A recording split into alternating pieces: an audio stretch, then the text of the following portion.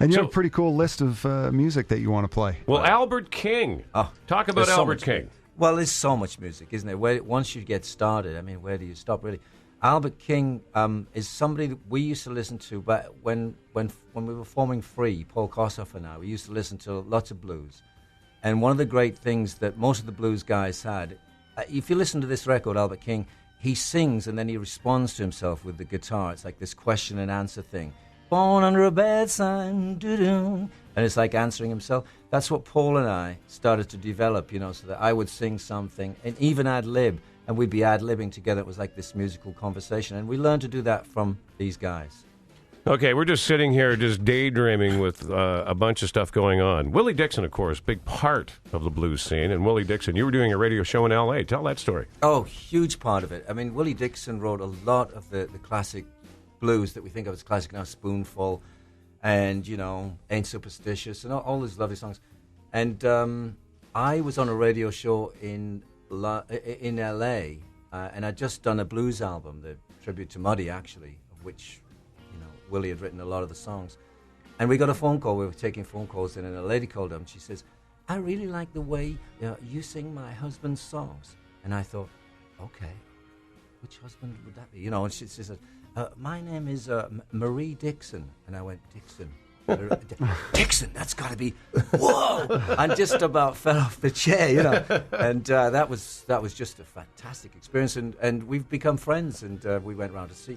She showed us a house. She showed us his bass, man. Wow. To me, like coming from England, like the little Middlesbrough town, we used to listen to all this blues and stuff. The blues guys lived somewhere on a different planet. You know what I mean? Like to actually walk into their house and see Willie Dixon's bass and the places that he recorded his stuff, and it was amazing. Well, that seems to be the story of British invasion music. It seemed like the young guys from Britain who were in bands, they appreciated American music more than Americans did. Why do you think that is?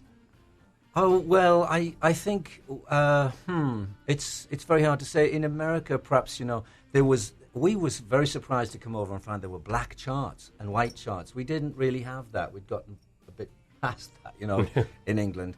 And that was very strange to us. And I think that's part of it. It was kind of, a secondary level of music somehow. Whereas to us, we just listened to it. And the gypsy woman told my mama before I was born. I mean, that just like, and what did she say? You got a boy child coming, baby. I mean, like, whoa. We just loved that stuff and ate it up. She also, it was a dream of Willie Dixon's to have Blues Heaven Foundation. So after he passed, so she's got the old Stacks building? The old Chess Records, the old Chess Records building in Chicago. And she has set up this foundation and a museum in Willie's honor. Well, it was really funny in this movie, Cadillac Records.